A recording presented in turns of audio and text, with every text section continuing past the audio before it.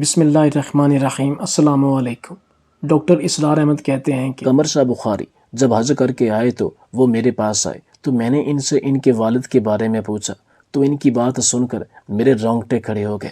انہوں نے مجھے نام آواز کے ساتھ بتایا کہ جب میرے والد فوت ہوئے تو ابھی ان کا جنازہ گھر میں ہی پڑا تھا کہ ہم بہن بھائیوں میں جھگڑا ہو گیا۔ میری بہن، اس کا شوہر اور میری بھابھی نے لڑنا شروع کر دیا کہ ابا جی کی ساری جائیداد ہم سب میں تقسیم ہوگی، جبکہ ابا جی نے وصیت کی تھی کہ میری جائیداد میں سے ایک مسجد بنوائی جائے گی اور آدھی جائیداد غریبوں میں بانٹ دی جائے گی اور باقی کی آدھی جائیداد میرے بچوں میں تقسیم ہوگی۔ اچانک میرے ابا جی کو ہارٹ اٹیک آیا تھا اور وہ فوت ہو گئے تھے۔ ہمیں اپنے باپ کے فوت ہونے کا بہت دکھ تھا اور ابا جی نے مرنے سے پہلے کیا وصیت لکھی تھی اس کا ہمیں کچھ پتہ نہیں تھا، مگر بھلا ہو ہمارے بہنوئی کا، جنہوں نے ابا جی کی تدفین ہونے سے پہلے ہی ہمارے گھر میں جھگڑا شروع کروا دیا تھا، کیونکہ ابا جی کا وکیل میرے بہنوئی کا خاص دوست تھا اور اسی نے یہ سب باتیں ہمارے بہنوئی کو بتائی تھی۔ میری بہن اور بھائی اسی بات پر جھگڑا کر رہے تھے کہ خاندان کے بزرگوں نے انہیں سمجھایا کہ پہلے مرنے والے کی تدفین تو کر لو، اسے تو تکلیف مت دو، بعد میں جو مرضی کرتے رہنا۔ تب میرے بڑے بھائی نے ابا جی کی تدفین کی تھی اور شام کو وکیل کو گھر پر بلا لیا تھا۔ ہم 2 بھائی تھے اور ہماری ایک بہن بھی تھی جس کی شادی ہو چکی تھی۔ وکیل صاحب نے جب والد کی وصیت سنائی تو سن کر میرے بہن بھائی دونوں ہی اشتعال میں آئے تھے۔ غصہ تو میری بہن کو بھی آنے لگا۔ بڑا بھائی جو کچھ دیر پہلے صدمے کی حالت میں تھا، ابا جان کی وصیت سن کر کہنے لگا کہ ہمارا باپ کیا سٹھیا گیا تھا، یہ کیسی وصیت کی ہے انہوں نے، میں اس وصیت کو نہیں مانتا۔ میں تو اپنے بڑے بھائی کا بدلا ہوا روپ دیکھ کر حیران اور پریشان تھا۔ ابھی کچھ دیر پہلے تو یہ کہہ رہے تھے کہ مجھے اپنے والد سے بے تحاشا محبت ہے، اسی لیے ان کا قرآن پاک اور جائے نماز میں اپنے پاس رکھوں گا اور اسی جائے نماز پر میں بھی عبادت کروں گا، کلام پاک روز پڑھوں گا تاکہ میرے والد کو ایصال ثواب مل سکے۔ یہی اصل قیمتی اثاثہ ہے اور میں اپنے والد کا یہ اثاثہ مرتے دم تک اپنے پاس رکھوں گا۔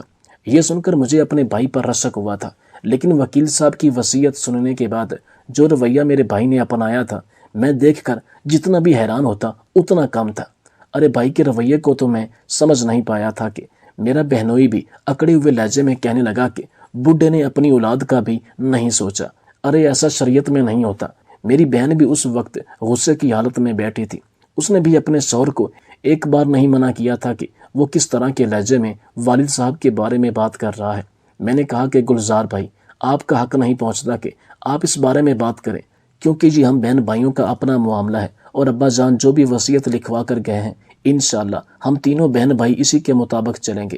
میرا یہ کہنا تھا کہ میرے بھائی فاروق نے مجھے چپ کروا دیا، کہنے لگے تم چپ رہو، تمہیں ابھی ان باتوں کی سمجھ نہیں ہے۔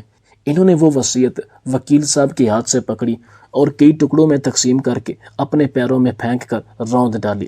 کہنے لگے کہ میرا باپ شاید بڑھاپے کی وجہ سے اپنی عقل کھو بیٹھا تھا، اس لیے مجھے اس کی وصیت قطعی منظور نہیں ہے۔ مالی حالات سے ہم تینوں بہن بھائی ٹھیک ٹھاک تھے، اس لیے والد نے وصیت میں یہ بات صاف لکھوائی تھی کہ ایک جامع مسجد ان کے جائیداد کو بیچ کر بنائی جائے اور باقی کا پیسہ یتیموں اور بیوہ عورتوں کو تقسیم کیا جائے گا۔ والد کی جائیداد کا بس ایک حصہ ان کی اولاد میں تقسیم کیا جائے، جس میں ان کی دکانیں بھی شامل تھیں اور ان کا کرایہ بھی ان کی اولاد کو دیا جائے۔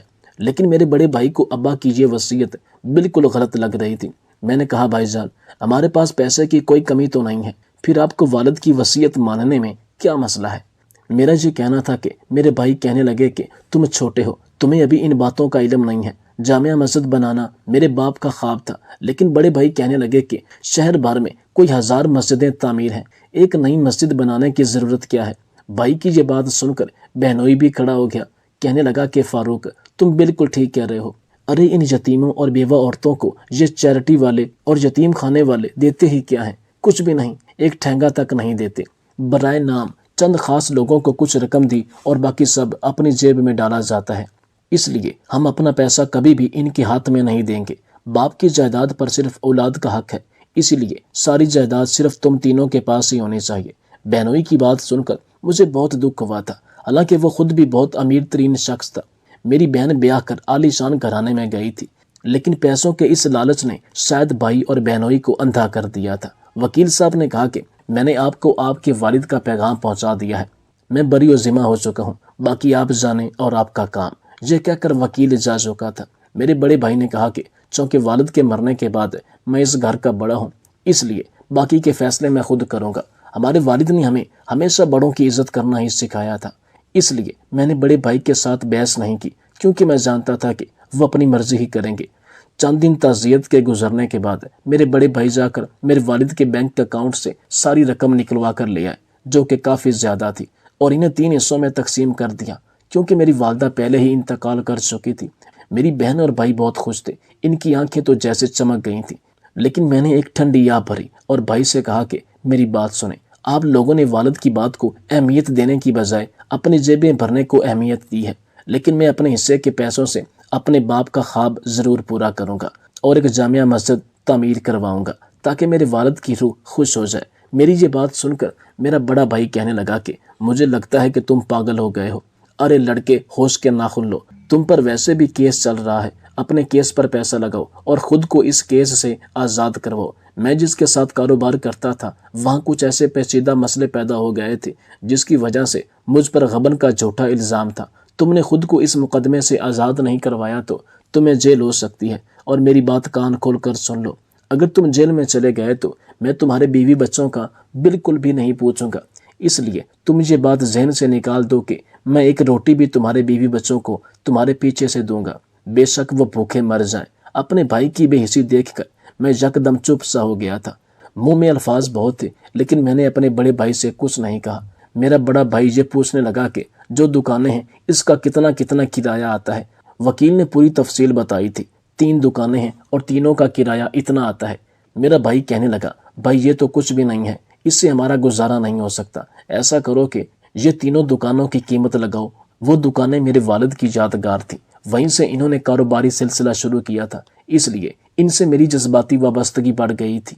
میں نے فوراً اپنے بڑے بھائی سے کہا کہ اس کی جتنی بھی قیمت لگتی ہے وہ میں ادا کرنے کو تیار ہوں، لیکن میں یہ دکانیں بکنے نہیں دوں گا، انہیں میں خریدنا چاہتا ہوں۔ میرا یہ کہنا تھا کہ میرا بڑا بھائی مجھے غصے سے دیکھنے لگا، نہ جانے اسے کیا مسئلہ تھا، وہ کیوں یہ دکانیں بیچنا چاہتا تھا، حالانکہ جی ہمارے باپ کی نشانی تھی۔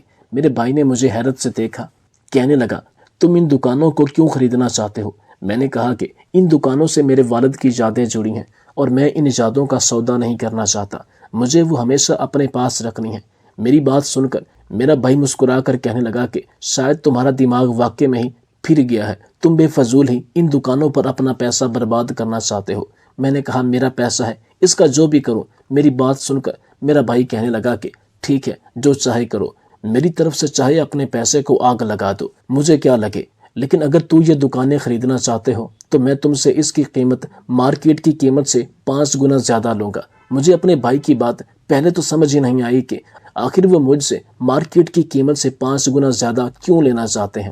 انہیں تو چاہیے تھا کہ میرے ساتھ کچھ رعایت کرتے۔ فاروق بھائی کو یہ لگا کہ یہ سن کر میں اپنی بات سے پیچھے ہٹ جاؤں گا، لیکن میں نے سب کے سامنے اس بات کی حامی بھر لی کہ میں یہ دکانوں کی قیمت آپ کو 5 گنا زیادہ دینے کو تیار ہوں۔ میری بات سن کر فاروق بھائی طنزیہ مسکرائے تھے۔ ان کو تو لگتا تھا کہ شاید میں پیچھے ہٹ جاؤں گا، یہ گھاٹے کا سودا ہے، مگر مجھے پیسوں سے زیادہ اپنے باپ کی وصیت اور ان کی یادوں سے محبت تھی۔ اگلے روز تک میں نے ان دکانوں کی 5 گنا زیادہ رقم اپنے بھائی کو دی، جو کہ میری بہن اور بھائی دونوں نے آپس میں بانٹ لی تھی۔ میں تو ابھی تک گویا خواب کی کیفیت میں تھا کہ کیسے یہ دونوں اس قدر بدل سکتے ہیں۔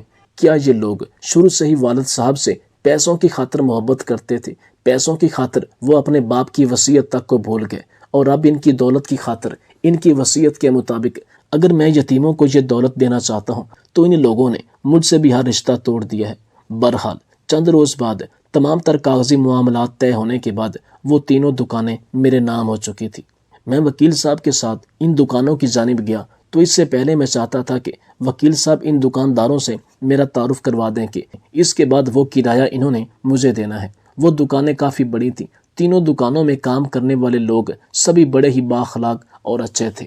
سب سے پہلے ہم پہلی دکان پر گئے اور وکیل صاحب نے اس دکاندار کو میرے بارے میں بتایا۔ وہ شخص میرے پاس آیا اور کہنے لگا کہ ٹھیک ہے جناب، آج کے بعد میں ان دکانوں کا کرایہ آپ کو دے دیا کروں گا۔ مگر میں نے گہری سانس خارج کر کے کہا کہ تم یہ کرایہ ہو سکے تو ہر ماہ کی پہلی تاریخ کو دے دینا۔ میں باقی دکانداروں کو بھی یہی کہوں گا کہ کیونکہ میں چاہتا ہوں کہ یہ دکانوں کا کرایہ میں یتیموں اور بے سہارا بچوں پر خرچ کروں۔ میری بات سن کر نہ جانے اس شخص کو کیا ہوا کہ وہ مجھے سر تا پیر دیکھنے لگا۔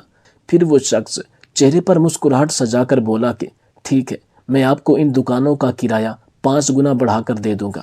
5 گنا بڑھا کر لینے کی بات سنی تو میں سر اٹھا کر دیکھنے لگا۔ ایک دم سے میرے ذہن میں میرے بھائی کی بات گونجی تھی۔ میرے بھائی نے تو مجھ سے یہی کہا تھا کہ وہ مجھ سے دکانوں کی قیمت 5 گنا زیادہ لے گا۔ میں سوچ میں گم ہو گیا، میری آنکھوں میں آنسو آ چکے تھے۔ مجھے روتا دیکھ کر وہ دکاندار مجھ سے تو کچھ نہ بولا، البتہ وکیل صاحب سے کہنے لگا کہ یہ شخص رونے کیوں لگا ہے، کیا میری بات اسے بری لگی ہے؟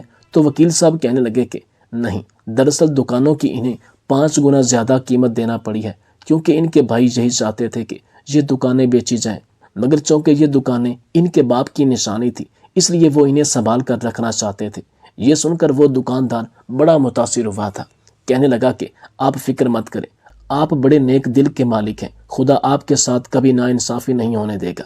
دراصل پچھلے 7-8 سالوں سے دکانوں کا وہی کرایہ چلتا آ رہا ہے۔ آپ کے والد صاحب بھی بڑے ہی نیک اور اعلیٰ ظرف انسان تھے، انہوں نے تو ہم سے کبھی کرایہ مانگا تک نہیں تھا، بلکہ ہم خود ہی کرایہ دے آیا کرتے تھے۔ آج تک کرایہ بڑھانے کی انہوں نے ڈیمانڈ نہ کی، اس لیے چونکہ اب آپ ایک کار خیر میں حصہ ڈالنا چاہتے ہیں تو میں آپ کو یہ کرایہ آج کے وقت کے مطابق 5 گنا زیادہ کر کے دے دیا کروں گا۔ یہ سن کر میں نے اس شخص کا شکریہ ادا کیا اور پھر دوسری دکان پر چلا آیا۔ اس کے سامنے بھی یہی مدعا رکھا کہ میں ان دکانوں کا کرایہ غریبوں اور یتیموں میں خرچ کرنا چاہتا ہوں۔ میری بات سن کر اس نے گہری سانس خارج کی اور کہنے لگا کہ در حقیقت میں نے پچھلے 3 سال سے اس دکان کا کرایہ ادا نہیں کیا، وجہ صرف یہ تھی کہ میں خود بھی ایک غریب اور یتیم شخص تھا۔ آپ کے والد صاحب نے مجھے مفت میں کاروبار لگا کر دیا اور آج ماشاءاللہ سے میں اتنی بڑی دکان اور اس میں رکھے قیمتی سامان کا اکیلا وارث ہوں۔ آپ کے والد صاحب کو کہا تھا کہ میں آپ کو اس دکان کا کرایہ واپس کر دیتا ہوں، مگر آپ کے والد صاحب نے اپنی حیات میں کہا نہیں، تم وہ کرایہ ضرورت مند لوگوں پر خرچ کر دیا کرنا۔ اب چونکہ آپ نے نیک عمل کرنا ہے تو میں آپ کو نہ صرف پچھلے سالوں کا بقایا کرایہ دوں گا بلکہ اس ماہ کا کرایہ بھی 5 گنا زائد دوں گا، چونکہ یہ یتیموں کا حق ہوگا۔ میں بہت حیران تھا کہ آخر یہ سب کچھ ہو کیا رہا ہے، کیا دنیا میں اتنے اچھے لوگ بھی موجود تھے؟ اپنے بھائی اور بہن کا ظرف دیکھ کر تو مجھے لگا تھا جیسے ساری دنیا ہی ایسی ہے، مگر نہیں، یہاں تو مجھ سے بھی اچھے لوگ موجود تھے۔ تیسرے شخص کی دکان پر گیا تو اس نے بھی مجھے مایوس نہیں لوٹایا تھا۔ کہنے لگا کہ میں رمضان میں ہر سال زکوٰۃ دیتا ہوں، اس مرتبہ بھی دوں گا، آپ میرے پاس آئے ہیں لہٰذا میں آپ کو زکوٰۃ کی رقم دے دوں گا۔ یہ تمام تر باتیں سننے کے بعد میں نے سب کا شکریہ ادا کیا اور واپس گھر چلا آیا۔ ابھی میں نے گھر میں قدم ہی رکھا تھا کہ تبھی مجھے میری بیوی کے چلانے کی آواز آئی۔ میں تو جیسے اپنے خیالوں کی دنیا سے نکلا تھا اور بھاگ کر گھر میں داخل ہوا۔ گھر میں قدم رکھا تو جو منظر دیکھ کر تو جیسے میرے پیروں کے نیچے سے زمین نکل چکی تھی، کیونکہ میرا 17 سالہ بچہ سیڑھیوں سے پھسل کر گر گیا تھا۔ وہ کیسے گرا تھا یہ سب تو میں اس وقت پوچھنے کی حالت میں ہی نہیں تھا، کیونکہ میرے بچے کے دماغ پر چوٹ لگ چکی تھی اور اس کی ناک اور کانوں سے بے تحاشا خون جاری ہو چکا تھا۔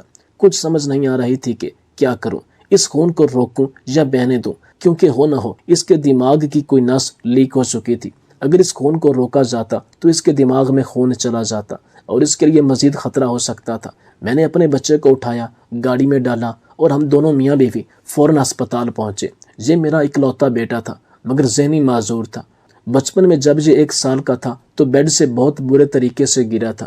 اس وقت بھی اس کے ناک اور منہ سے یوں ہی خون آیا تھا، جس کے بعد جیسے جیسے وہ بڑا ہوا اس کی ذہنی کیفیت بالکل بچگانہ ہی رہی۔ ایک مرتبہ پھر اس کی یہی حالت ہو چکی تھی، مجھے تو جیسے سب کچھ بھول چکا تھا۔ میں اپنے بچے کو ڈاکٹر کے ساتھ اندر بھیج چکا تھا۔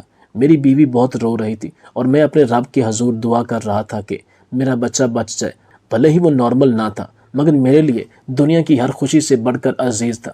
کچھ دیر بعد ڈاکٹر باہر آئے، کہنے لگے کہ آپ کا بچہ کومے کی کیفیت میں جا چکا ہے، ہمیں نہیں لگتا کہ وہ بچ پائے گا، بس آپ لوگ دعا کریں، اب دعا ہی ہے جو آپ کے بچے کو بچا سکتی ہے۔ میں تو جیسے زندگی اور موت کی سولی پر لٹک چکا تھا۔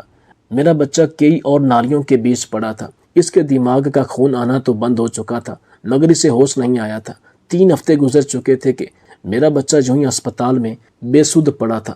3 ہفتوں بعد جب میں اس کے سرہانے بیٹھا، اس پر آیت الکرسی پڑھ کر دم کر رہا تھا تو اٹھتے ہی اس نے بالکل عام لوگوں جیسے بات کی، تو جیسے میرے لیے ایک پل کے لیے دنیا رک چکی تھی۔ اس کے الفاظ میں ذرا بھی لغزش نہیں تھی۔ وہ جو پہلے اٹک اٹک کر بچوں کی طرح باتیں کرتا تھا، اب ویسا کچھ بھی نہیں تھا۔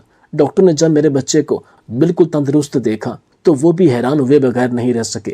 کہنے لگے کہ یہ تو معجزہ ہو گیا۔ فوراً میرے بچے کے تمام تر ٹیسٹ کیے گئے اور کہا جانے لگا کہ آپ کے بچے کے دماغ پر گہری چوٹ کی وجہ سے تمام تر خرابی درست ہو چکی ہے، یہ بالکل صحت یاب ہو چکا ہے، کیئر کرنے کی ضرورت ہے۔ میں ڈاکٹروں کا شکریہ ادا کرنے لگا، مگر ڈاکٹر نے کہا کہ یہ ہمارا کوئی کمال نہیں، یقیناً یہ آپ کی کوئی نیکی ہے، یہ آپ کے ہاتھ کی خیر ہے جس کی بنا پر خدا نے آپ کے بچے کو بالکل تندرست کر دیا۔ میرے ذہن میں بے ساختہ ایک بات آئی تھی کہ صدقہ دینا تو بیماریوں کو ختم کر دیتا ہے۔ میں نے تو ابھی صرف صدقہ دینے کی نیت ہی کی تھی، اور میری نیت کے بدلے ہی میرے رب نے میرے بچے کو بیماری سے صحت عطا فرما دی تھی۔ اسی پل میں گیا اور اپنے پاس موجود رقم میں سے میں نے یتیم خانے میں ایک رقم جمع کروائی۔ میرے بہن بھائی اور بہنوئی کو اس سے کوئی فرق نہیں پڑتا تھا۔ ہر ماہ مجھے وہ کرایہ ملنے لگا اور میں جا کر یتیم خانے میں دینے لگا۔ ایک مرتبہ بہنوئی اور فاروق بھائی نے مجھے دیکھا تو میرا مذاق اڑانے لگے، کہنے لگے کہ ابھی تک تمہارا بچپنا ختم نہیں ہوا، پاگل لڑکے، کب تک چیریٹی والوں کو یہ سب کچھ دیتے رہو گے؟ اسی پل میرا بہنوئی بولا کہ یہ چیریٹی والے تو اپنی جیب بھرتے ہیں، یہ اپنے پاس موجود یتیموں کو کہاں کچھ دیتے ہیں۔ ان چیریٹی فاؤنڈیشن والوں کے تو ہاتھ پاؤں کاٹ کر سڑک پر بٹھا کر بھیک منگوانے چاہیے۔ میں نے بہنوئی کی بات سنی تو بول اٹھا کہ اگر ہر ایک کی سوچ آپ ہی کی طرح ہوتی تو آج یہاں پر چیریٹی کے جا بجا سینٹر نہ بنے ہوتے، بلکہ ہر کوئی اپنی ہی جیبیں بھر رہا ہوتا۔ یتیم خانے سے نکل کر کامیاب ہونے والے بچے کب کے کچرے کے ڈھیروں پر ہی مرے ہوئے ملتے۔ میری بات پر میرا بہنوئی غصہ کر گیا تھا، یہاں تک کہ مجھے مارنے کو بھی آیا، مگر میں وہاں سے جا چکا تھا۔ میرے بڑے بھائی اور میرا گھر آمنے سامنے ہی تھا۔ ایک روز جب میں کام سے واپس گھر آیا تو مجھے گھر کے باہر پولیس کھڑی نظر آئی۔ پولیس کو دیکھا تو میں حیران ہو چکا تھا، کیونکہ وہ پولیس میرے بھائی کے گھر کے باہر کھڑی تھی۔ میں نے جب جا کر پوچھا تو پتہ چلا وہ میرے بھائی کو ڈھونڈنے آئے تھے، جبکہ میرا بھائی تو موقع پر ہی وہاں سے بھاگ چکا تھا۔ میرا بھائی کسٹمز کلیئرنس کا کام کرتا تھا اور انہوں نے اس معاملے میں غیر قانونی کام کیا تھا، جس کا پتہ اب سینئر کو چلا اور جو ان کے خلاف اچھا خاصا مقدمہ بن چکا تھا۔ اسی کے ساتھ ہی جو غبن کی وجہ سے مقدمہ مجھ پر بنایا گیا تھا، وہ حکومت کی طرف سے عام معافی نامے سے مجھے معاف کر دیا گیا اور میں بھی اس مقدمے سے بری الزما ہو چکا تھا۔ مجھے تو حیرانگی تھی کہ یہ سب کیسے خدا کا کرم مجھ پر ہوا ہے۔ میرے بڑے بھائی فاروق کو پولیس پکڑ کر لے جا چکی تھی اور اب اس کی بیوی بچے میری کفالت میں آ چکے تھے۔ میرے بھائی کی تمام تر پراپرٹی کو بھی ضبط کر لیا گیا تھا۔ مجھے خود پر آنے والا وقت یاد آنے لگا۔ میرے بھائی نے مجھ سے کہا تھا کہ اگر میں جیل چلا گیا تو وہ میری بیوی بچوں کو ایک نوالا تک نہیں دے گا، مگر میں اس جیسا نہیں تھا۔ ہر مہینے میں راشن اپنی بھابھی کے گھر ڈلوا دیا کرتا، معقول رقم ان کے اکاؤنٹ میں ٹرانسفر کر دیا کرتا تاکہ ان کے اور بچوں کے خرچے پورے ہو سکیں۔ بہنوئی میرا، جو کہ بڑا ہی عیاش پسند اور شراب نوشی کیا کرتا تھا، ایک روز نئے سال کی پارٹی پر اپنے دوستوں کے ساتھ شراب نوشی کر رہا تھا۔ جیسے ہی اس کے دوست نے اس کی جانب ایک شراب کا گلاس بڑھایا تو اس نے گلاس پکڑنا چاہا، مگر اس کا ہاتھ تو گویا ساکت ہو چکا تھا۔ صرف ہاتھ ہی نہیں بلکہ پورا وجود سن ہونے لگا اور وہ وہیں پر گر گیا۔ فوراً اسے اٹھا کر اسپتال لے جایا گیا، جہاں ڈاکٹر نے بتایا کہ ان کے پیر پر انتہائی زہریلا کیڑا کاٹ چکا ہے، جس کی وجہ سے زہر پورے جسم میں پھیل رہا ہے۔ اگر جلد ہی ان کے دائیں پیر کو نہ کاٹا گیا تو ان کی جان کو خطرہ ہو سکتا ہے۔ یوں میرے بہنوئی کا پہلے پیر کٹا اور پھر پوری ٹانگ کٹ گئی اور وہ معذور ہو چکا تھا، اور مجھے تو بس اپنے بہنوئی کی ایک ہی بات گونجتی ہوئی سنائی دینے لگی کہ چیریٹی والوں کے تو ہاتھ پیر ہی کاٹ دینے چاہیے۔ در حقیقت جو کچھ میرے بھائی اور بہنوئی نے دوسروں کے لیے بولا تھا، وہ خود ہی اپنے کیے کی سزا بھگت رہے تھے۔ شاید یہی ان کا انجام تھا۔ رمضان آتے ہی میں اپنے تیسرے دکاندار کے پاس گیا تو اس نے مجھے پیسوں سے بھرا بیگ دیا۔ اس قدر پیسے تو اس ایک شخص کی زکوٰۃ نہیں بنتی تھی، مگر اس شخص نے کہا کہ یہ میرے نہیں بلکہ میرے رشتہ داروں کی بھی زکوٰۃ ہے، جو کہ میں امانت کے طور پر آپ کے پاس لایا ہوں کہ آپ اسے مستحق تک پہنچا دیں۔ میں نے اس شخص کا شکریہ ادا کیا اور وہ تمام رقم لے کر ایک ٹرسٹ میں چلا آیا، جہاں پر انہوں نے مجھے بتایا کہ وہ ایک یتیم خانہ، یتیم بچوں کے لیے پرائمری اسکول اور ایک مسجد بنوانا چاہتے ہیں۔ میں نے فوراً ان تمام کاموں کے لیے پیسہ نکال کر چیک ان کو تھما دیا۔ وہ حیران تھے کہ بھلا ایک ہی شخص اتنا زیادہ مال یتیموں کے نام کیسے کر سکتا ہے، مگر میں نے انہیں یہی کہا کہ میرے بابا کے حق میں دعا کر دیجیے گا، خدا تعالی ان کی مغفرت فرمائے اور ان کے درجات بلند فرمائے۔